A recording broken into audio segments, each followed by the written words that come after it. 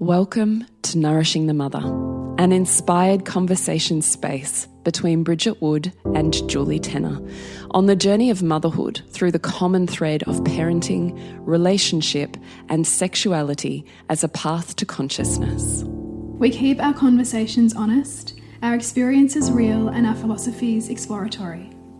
We believe that in order to raise incredible humans, we first have to raise ourselves. We know that in order to rock the family, you've got to nourish the mother.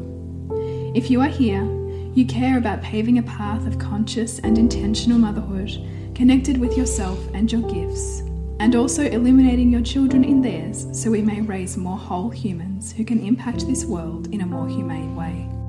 If you desire to integrate your learnings practically and supportively, head on over to bridgetwood.life or julietenner.love to go deeper. And for all live-streamed, pre-release podcasts and all our free content, head over to our free Facebook group, Nourishing the Mother with Bridget Wood and Julie Tenner. We are Julie Tenner and Bridget Wood, and we are so grateful you're here. Hello and welcome to Nourishing the Mother. I'm Bridget Wood. And I'm Julie Tenner. And today's podcast is Tears, Tantrums, and School Transitions. So we hope to take this conversation from our own personal lived experience and create some medicine for you in your own lived experience so that we all feel a little bit more supported, a little bit more listened to, and that we find a little bit more bandwidth. So, Bridgie, I'm not currently going through a per se beginning school transition, but you are. I am. So my 5-year-old is getting ready to start prep, which is the first year of primary school here in Victoria. And I was commenting to my husband, I said, have you noticed she seems to be kind of taking it all right? Like, you remember when Hugo started and he regressed and pretended to be a baby for 3 weeks? There's really not a lot I'm seeing in Sylvie that suggests she knows what's coming. And then this morning, I made her pancakes and she threw them across the room. And I thought, good. I'm seeing it. Because I think that we've got to make room and expect that big change is going to result in behavior that kind of says, I'm struggling with this change. I'm not sure. I'm feeling uncertain. Someone, who's got a nervous system safer than mine, can I borrow you? Please come to me so I can feel safe again. And that's what my son was doing, that through regressing into baby play, which is quite a classic way that children move through into new leaps, is to kind of go back and play the baby. And I knew how to work with that. But my daughter has often, her big thing has been rage and tears. So when the pancake threw across the room and splattered against the couch, I was like, okay, there's something here for her. She's now feeling like she can bring more. And I felt like this is something that we need to talk more about and then talk more about again, because largely none of us would have been raised in such a way that saw those expressions as something that we can learn to be with and support and move through in a connected way. That a lot of our parents would have judged that as wrong behavior and that's something we need to fix, or that you need to go to your room and then come back to me when, you're willing to be reasonable, that kind of thing. And anyone who's got any level of attachment, wounding, or kind of childhood trauma will likely remember what that feels like, or have some kind of echo of that in their own body. And so that's kind of where I want to take this podcast is, how do we understand these big feelings and these tantrums, and how can we shift into seeing them as something that we see as an expression of health and not something that needs to be avoided, shamed, controlled, all of the above. Yeah. Can you just describe for us a little more detail of what happened with Sylvie and the pancakes and you? Like, can you just place that scene? Yeah. So I'm making these pancakes, and this has come after a number of protests about, like, first she wanted cereal and then she didn't want the cereal because there wasn't enough, and then I offered her the idea of the pancake and it wasn't quite what she wanted, but then we kind of came to an agreement of like a little bit of honey on it. So there was already a few little some edginess from her, like she definitely didn't wake up in feeling imbalanced or in connection with herself.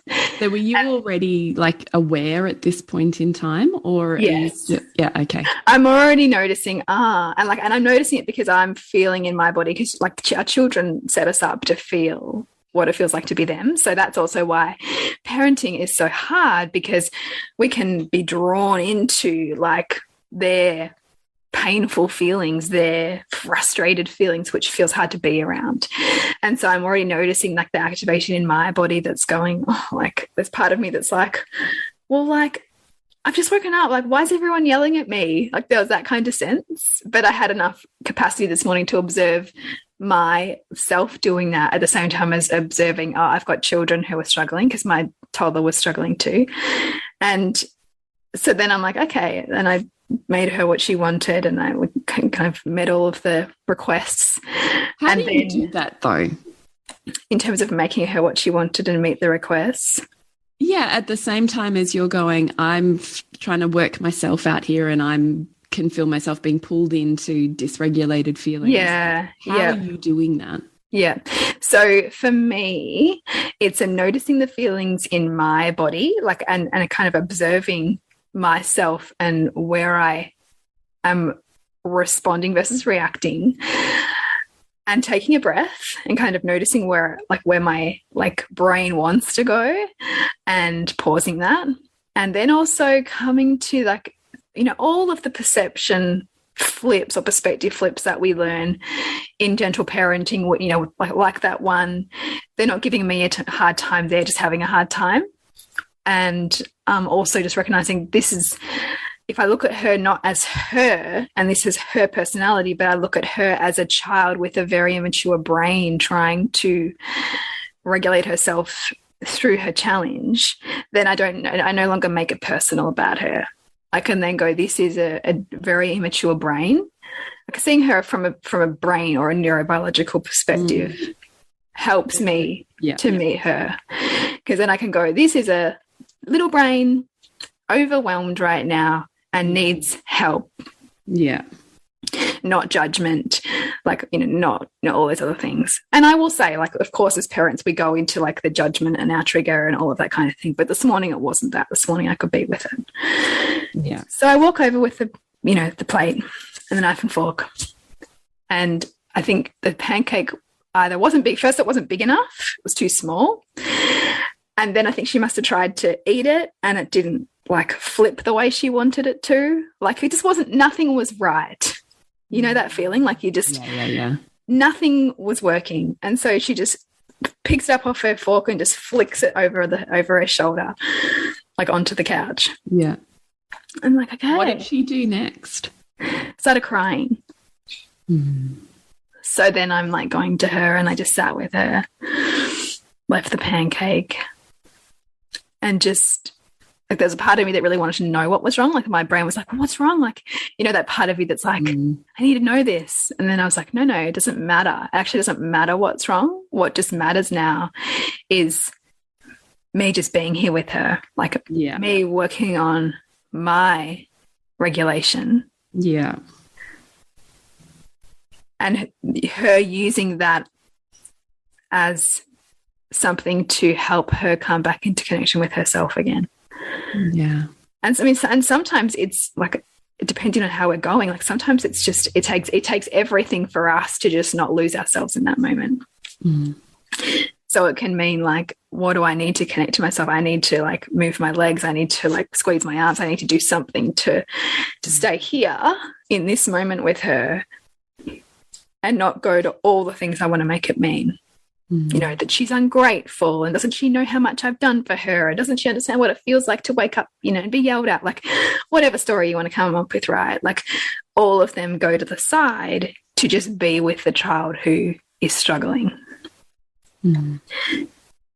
And then I just sort of breathed with her to the point where she could really come in and cuddle and be close.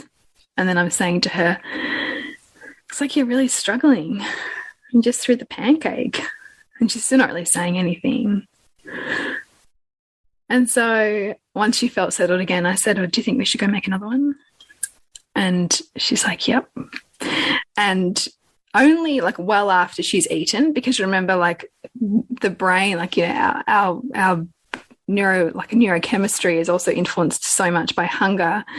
And so there's definitely no point in working through reasoning with teaching the child who just needs to eat first.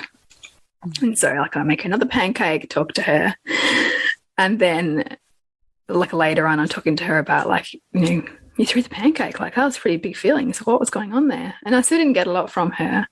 But again, I'm less focused on like we don't throw food, because it's not really, she doesn't want to throw food. She wouldn't throw food if she didn't need to in that moment. If it wasn't food, it would have been something else, right? Yeah. So I don't even see it as she needs to learn to be respectful of food, or she needs to not throw food, because it would have been whatever was in her hand at that moment that she was needing to respond to, right? So kind of as a moot point, because if you meet the need, then the challenging behavior goes away. Like, and this is this whole thing, I think, in child development where we try to teach children who aren't developmentally ready concepts they are always going to fail at, right? Like sharing, perhaps, if the child's too young, or like throwing things when they're dysregulated. Like if you help them come into regulation, then the very thing that's a problem for you will go away. Yeah. And it did, like, but I recognized, like, then she wanted to have a bath. So, okay, yeah, so the water's going to help her regulate. And then I thought, okay, the girls are in the bath, I'm going to make some Play-Doh. And then they both did Play-Doh together, because they've also got like a day, most of the day with their dad today, who's amazing, but also a little less aware of this stuff. So I want to set them up as best as possible to be, for their baseline to be good. And so that was what the Play-Doh did this morning, which was really good for them.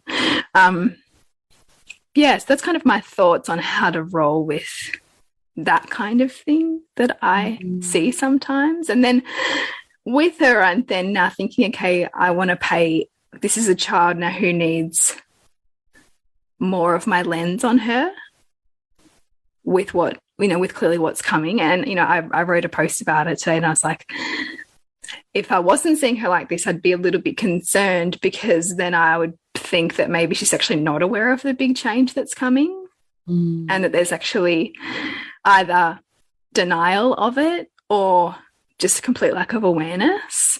And so this kind of behavior just tells me, she's working through something. So I want to put more attention on how I can support her to work through that. Yeah, I love that you're seeing the, in quotes, bad behavior is functional. Yeah, that it's not some kind of dysfunction that I've got to fix, but rather it's leading me to more understanding. Yeah. What do you need to, or do you perceive a parent needs to be able to meet that and be with that? I think a parent needs to know what is nourishing and supportive for their own nervous system and what is not, right? Yeah. So what is and is not for yours? Yeah, what is and what is not. Yeah. Which even this can be a reparenting of sorts, because we can learn as children, well, you just have to. And you just have to figure it out and like be with the world and that environment. But you might know, for example, that like shopping centres are really, really dysregulating for you. And so you going to a shopping centre with your 3 children or your 1 toddler might be really hard. And you might either need a lot of support to go there, or you in your body, or you might just choose not to go there because you know that if your child has a big feelings, then your capacity is going to be less because you're already activated, for example. And it's also knowing that if slip into martyrdom, how to get yourself out of that. Yeah, let's talk about that. Because it can be really easy to see the never-ending burden of needs. Yes, and that everybody else never has. Seen, never valued, yes. never validated. Yep, and that you're constantly disappointed because nobody else can see you and your needs. Right? That's the classic martyr. Like, I'll just keep giving until someday someone will notice me. Or I collapse in a heap. Or I collapse, yep. And so, like yesterday, so we went to a shopping center, the kids all got a haircut, and we were in agreement that we were going to go to the beach when we got back, which is like a big value for me and really like regulatory for my system. And then I want to go. So getting back, and like the kids are tired, like they've got new toys I want to play with, and like I can feel an edge of like annoyance because I'm like, what do you mean? Like, we had a deal, right? And so at that point I'm like, I now know I'm beginning to lose the space in between their actions and my response. Like that the space in between, like the little things that I should just be able to roll with, is getting shorter. Because my system and my perspective is now moving into dysregulation. So what that then looks like is, okay, well, what do I need? So I call my husband. I'm like, here's the deal. I'm making dinner now. We're having it early. Everyone's getting a bit hangry. I really need a swim. So when you get home, we're going to tag team. And so I went down the beach on my own, had an amazing swim, come back, new woman. Now, I could have denied that and just got on with it and just did another job, like, because there's never ending jobs to do, right? But I know that would have tipped into resentment because I wasn't really meeting my needs. I was kind of acquiescing to the pull of everybody else, and that if I didn't give myself what I really needed, then it comes out in other ways. It comes out in a short temper. It comes out in apathy. It comes out in disconnection. And so I really try to cultivate that relationship with myself of like, what am I needing to be able to support them in the way that I want to? Yeah. It doesn't have to be either or. And like, in fact, the more that we can know how to improve our baseline, the more of their needs get met. So we actually, even though we might be spending less time with them or doing less for them, they actually gain more from us because they get more of us. This podcast is sponsored by what is coming up in our places and spaces. Bridget. Yes, so reimagining motherhood, the community is thriving right now on all things transition, supporting mothers and their children through the big changes that are coming up in a new year with new school and new kinders and all the feelings that are there for our children and ourselves. You can find out more about that at bridgetwood.life. And you, Jules? Is Queen School. Queen School's beginning on the day of lovers, Valentine's Day. It's 5 weeks in a live container with me and 4 modules of content for being loved better by becoming a better lover and really learning how to balance that lover and desire with mother and consciousness. You can find out more at julietenner.love. What do you think about when you have feelings arising in your own body around what your child's displaying, doing, feeling? Yeah, what do I think about it? Like, how do I deal with it, or what do I think about it? I mean, it's really hard, right? The whole thing is, like, they are designed to push our buttons. Yeah. Because they're designed to reveal ourselves to us. Yes. But it's the interesting point, isn't it, that the martyr mindset of motherhood, and I think it's also very prevalent in conscious motherhood spaces, is to almost squish your own feelings or coerce your own feelings in a child body response in order to be a good mum, do the right thing. So you're still subordinating, coercing, moving further away from your body in those actions, which I would argue is malaligned for the philosophy that underpins conscious parenting or attachment parenting. Yeah, absolutely. I would agree. And I think a great reminder and how to help women come like back to themselves and like and a more aligned version of conscious parenting is to remember that we're imprinting them.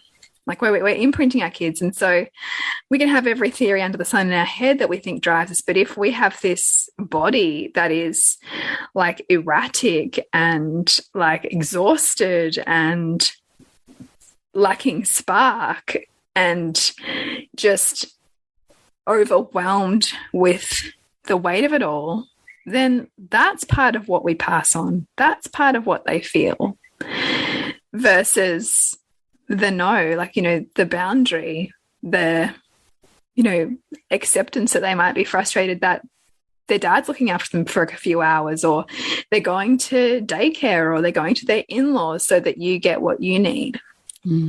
I think that is a healthier imprint because it says to the child, you can disappoint people and still be lovable.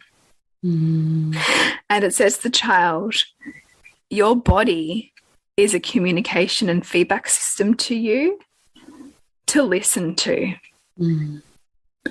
which is like a lifelong lesson for all of us. Totally. To keep coming back to. Especially when we live in a culture that asks us to coerce ourselves to be good. Yeah, exactly. And that children, by the age of 2 or 3, are already dissociating from their bodies because the culture tells them to. And so it's actually a radical act to, circling back to the pancake throwing, to honor the pancake throwing for my daughter's body doing exactly what it needed to do in that moment. Right? Her body was doing exactly what it needed to do to try to restore her back to health. Do you then create time to come back to your own feelings? Yeah. I try. I mean, I don't always, and I know that if I haven't, that's when the irritation flicks up. That's when the resentment kicks in. That's when I find myself slipping into blaming somebody else. Right. So yeah, I try to, but like I'm human, so not always. Right. So creating time to feel the feelings is what I try to do. So, and sometimes it depends on the day. Like I remember like a day last week, I noticed there was just so much in my body that while the kids are outside playing, I just like laid on my children's floor in the fetal position and just cried because I felt like I couldn't do one more thing until I felt and released what was in my body. And I was just listening to my body in that moment and the way that my body wanted to be on the ground. I think we can, like, it's really interesting as mothers, the way that we're taken deeper into our bodies, because I can notice sometimes that I just need to be held by something. Like I might need to be held by the couch in a certain way when I'm lacking energy, or I find myself wanting to sit on the ground more because I'm needing either grounding because I'm all over the place, or I'm just needing something bigger than me or more solid than me in this moment to hold me. But we can only get there when we make that okay. Because if we've got all the reasons why we just shouldn't, or we should be okay to deal with this, and like what's wrong with us, and we want to pathologize it, then we don't let ourselves really descend into that, which is what we need to do to move through it and come out of it and ultimately practice that kind of embodiment that helps our children have an attuned relationship with their own body. Totally, 100%. So I just want to recap just for our listeners, because the 3 points that we want to leave you with when dealing with tears, tantrums and school transitions is going beyond the behaviour, supporting yourself to create the bandwidth. That requires support, not flagellation. Yeah. So supporting yourself to increase your bandwidth and allowing yourself space, time, or perhaps all you need is just permission to feel your feelings too, rather than ignoring, negating your feelings in order to live up to some ideal that you have in your head that that's what makes a good mother. Yeah. And that if your kids' feelings are feeling too big for you, then that's usually indication that your feelings are feeling too big for you. So how can you create some kind of space to hold and move through your own feelings so that you can be more of the intensity outside of you? Or perhaps the intensity outside of you will dissipate the more you listen to your own. Because, you know, we draw in what's outside of us for us to integrate. Yeah. Actually, the only thing I'm going to add into that before we wrap up today is structure. Yeah.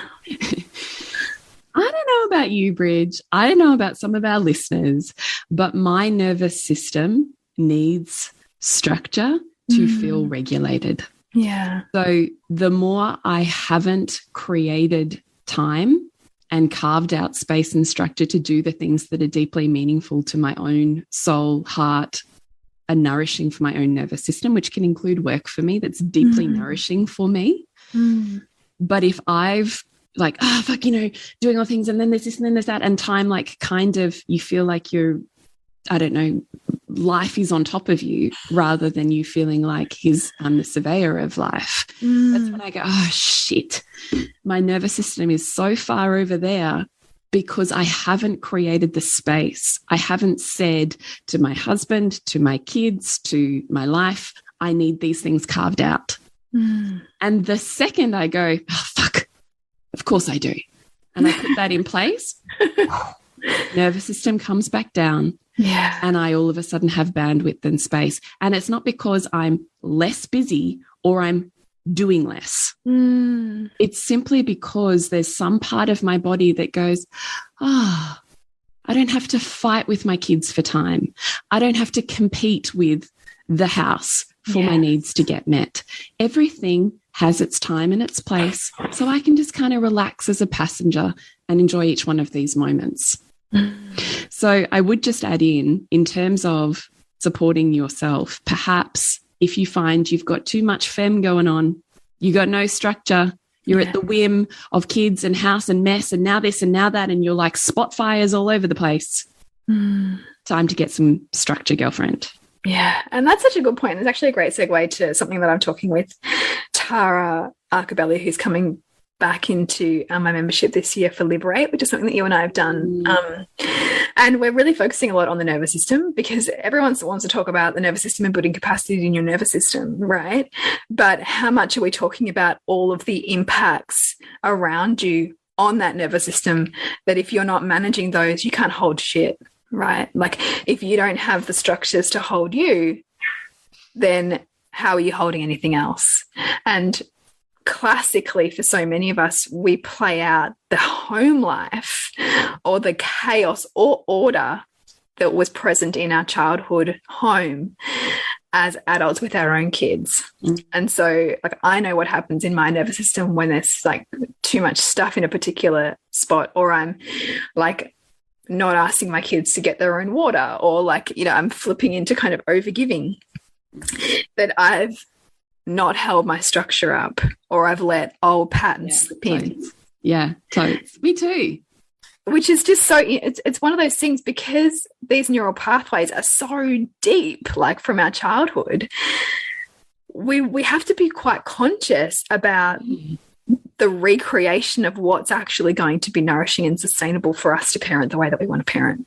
There has to be self-governance, which requires self-awareness. Oh shit, I'm back here again. Yeah. Oh, that's right. That slipped off. Well, that's right. I do this at this time of the day because I want to get this need met, but actually, no, instead I'm numbing. Yeah, right. I actually sometimes wonder if that is not the crux to all change. Yeah. Like if we really knew how to continuously return to self-nourishment, then we wouldn't do some of those we wouldn't do some of those behaviors that like we feel like we're getting the thing, but it's not actually the thing. Yeah, and because we live in a world that and grew up in a world that continuously patterned us oppositional to that. Yeah. That we always kind of we always kind of revert back to the way we were. It's like teeth with braces, you know. Yeah.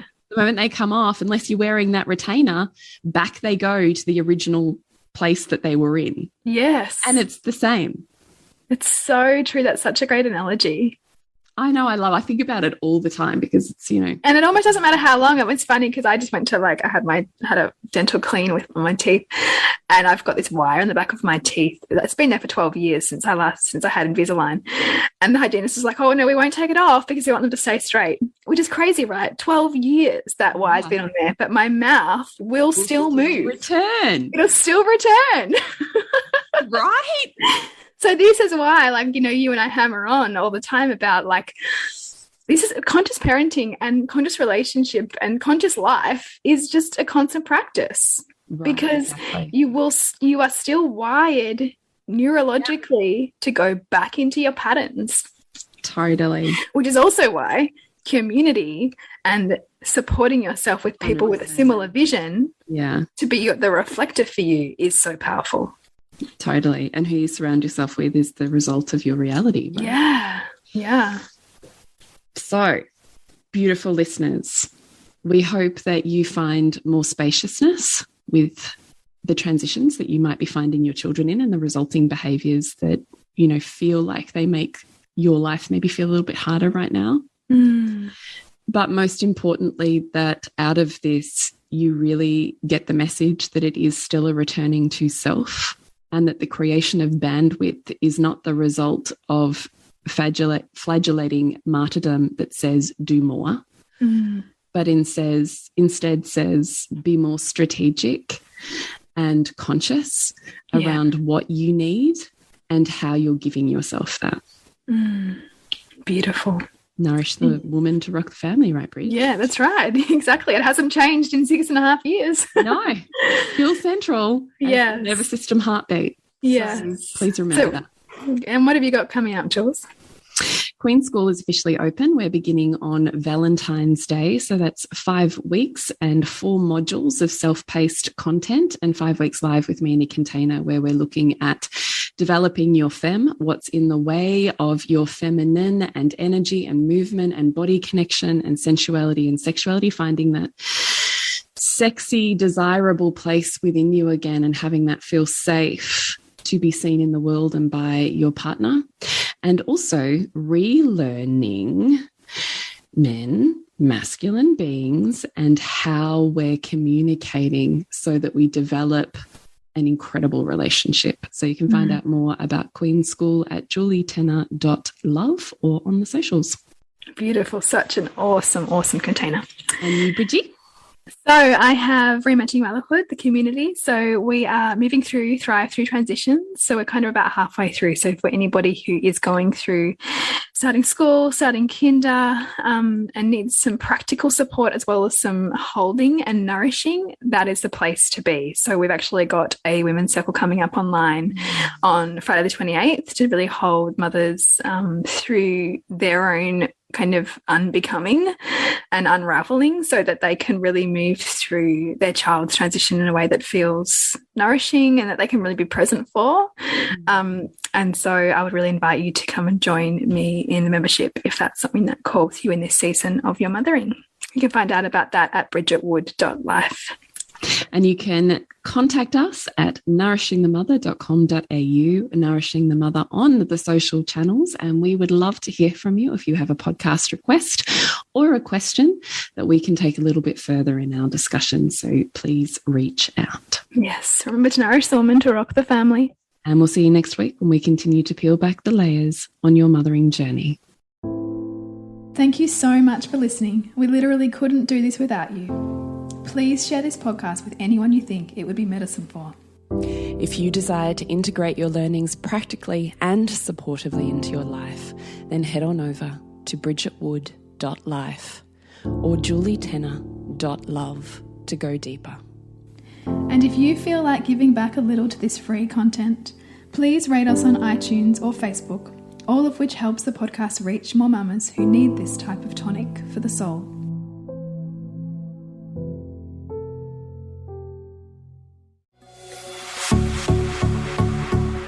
This has been a production of TheWellnessCouch.com. Check us out on Facebook and join in the conversation on Facebook.com/The Wellness Couch. Subscribe to each show on iTunes and check us out on Twitter. The Wellness Couch, streaming wellness into your lives. Whilst the Wellness Couch presenter endeavor to provide accurate and helpful information to their listeners, these podcasts cannot take into account individual circumstances and are not intended to be a substitute for health and medical advice from a qualified health professional. You should always seek the advice of a qualified health professional before acting on any of the information provided by any of the Wellness Couch podcasts.